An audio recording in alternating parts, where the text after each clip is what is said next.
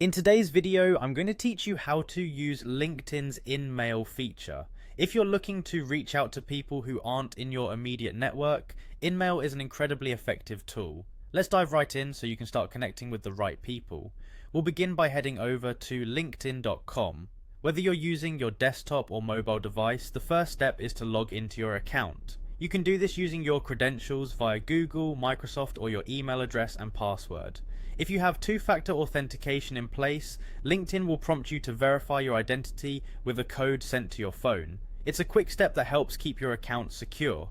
Next, it's essential to note that in order to access the InMail feature, you need to have a LinkedIn Premium subscription. Without this, you won't be able to send messages to individuals outside of your network. If you haven't upgraded yet, you'll need to do so to take full advantage of InMail.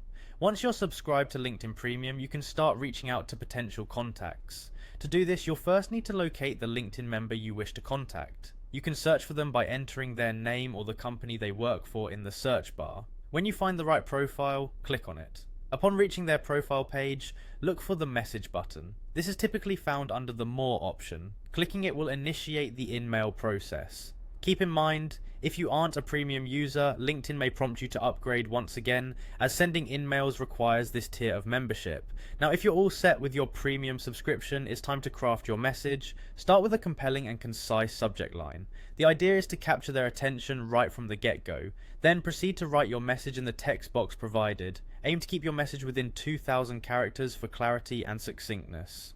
While drafting your message, be mindful of your tone and the value you're bringing to the recipient. Always aim to personalize your message to make it resonate more with them. If you indeed have a premium membership, you'll notice LinkedIn displays the remaining InMail credits as you type. This is helpful so you can keep an eye on your credits and plan your outreach accordingly. Once you're satisfied with your message, you can send it, and just like that, you've initiated contact via InMail.